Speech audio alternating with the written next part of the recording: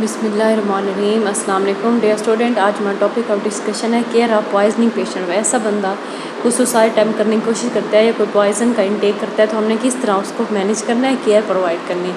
इससे हमारे पास क्या होता है कि कोई भी टॉक्सिक सब्सटेंस इंजेस्ट करने वाले के लिए हम उसको क्या केयर दे सकते हैं। की स्टेप्स में हमारे पास यहाँ 4-5 डिफरेंट स्टेप्स होंगे। नंबर 1 पे वही हमने सेफ्टी को इंश्योर करना है। Direct contact with the poison where personal protective equipment is available. सारी चीज़ें प्रिकॉशनरी मैयर अडॉप्ट करके फिर हमने मैनेजमेंट स्टार्ट करनी है। एमरजेंसी सर्विसेज में साथ साथ हॉस्पिटल में भी कॉल करनी है। उस जगह को, सीन को असेस करना है कि पोटेंशियल डेंजर क्या था, क्या चीज़ पॉइजन की गई है। सबसे पहले हमने उसको चेक करना है। उसके बाद हमने रिस्पॉन्स देखना है कि पर्सन का क्या रिस्पॉन्स है, कॉन्शियस है, अनकॉन्शियस है। उसके बाद उसकी ब्रीदिंग को मॉनिटर करना है, ठीक है। और उसके बाद क्या करना है कि हमने ये देखना है डू नॉट इंड्यूस वोमिटिंग। अब ये होता है कि हमने कोई भी ऐसी चीज़ नहीं देनी जिससे उसको वोमिट हो, जब तक कोई इमरजेंसी सिचुएशन में हम लोग इमरजेंसी में नहीं पहुंच जाते। उसके बाद हमने पॉइज़न को आइडेंटिफाई करना है, उस सीन को एक्सेस करना है कि क्या पॉइज़न ले गया, किस चीज़ की वजह से पॉइजनिंग हुई है, टॉक्सिसिटी हुई है।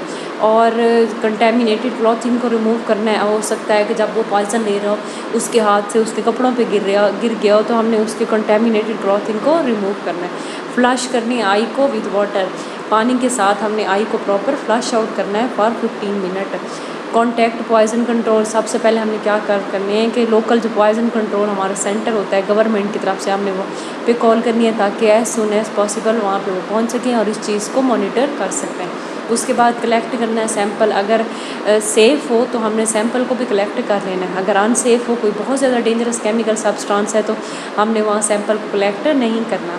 कीप द पर्सन काम, हमने उस बंदे को रिलैक्स कराना है। Keep the person calm and reassure them while waiting for professional help. Panic can exacerbate symptom, अगर बंदा पैनिक हो जाता है तो उसके सिम्टम और ज़्यादा एक्सकारबेट हो जाते हैं। डू नॉट ऑफ़र फूड और ड्रिंक, जब तक उस जो भी बंदा कोई भी पॉइज़न लेता है, जब तक हम उसका स्टमक वॉश नहीं कर लेते, हमने खाने पीने की कोई भी चीज़ उसको नहीं देनी। डू नॉट ऑफ़र फूड और drink unless advise to do so emergency service और पॉइज़न कंट्रोल। उसके बाद क्या होता है, be prepared for the question, be prepare to answer for emergency service health care profession regarding the detail of poison. ये बहुत important step होता है। जो बंदा सीन पे होता है उससे बहुत ज़्यादा क्वेश्चन किए जाते हैं कि क्या कंडीशन थी, क्या कोई परेशानी थी, कोई टेंशन थी, किसी लड़ाई झगड़े की वजह से, डिप्रेशन एंजाइटी की वजह से कोई पॉइजन तो ले लिया, कोई और रीज़न हो सकती है। उस सारी क्वेश्चन आंसर को भी साथ साथ आंसर करना होता है। अब लास्ट पे एक पॉइंट है कि point to be noted, the specific action take depend on the type of poison involve. It is crucial to contact emergency service और poison control centre for guidance tailor to the situation. Immediate and appropriate care can significantly improve the chances of a positive outcome for a person who is ingested toxic substance। हमने उस बंदे को ऐसे छोड़ नहीं देना, हमने इमीडिएट उसको चेक करना है, मॉनिटर करना है, कॉल सेंटर हॉस्पिटल में लेके जाना है और उसका स्टमक लिवाज करवाना है। हमारा मेजर कंसर्न इसमें क्या होगा कि जितना हो सकता है हम उस बंदे को प्रोटेक्ट करें, उसकी लाइफ को सेव करें।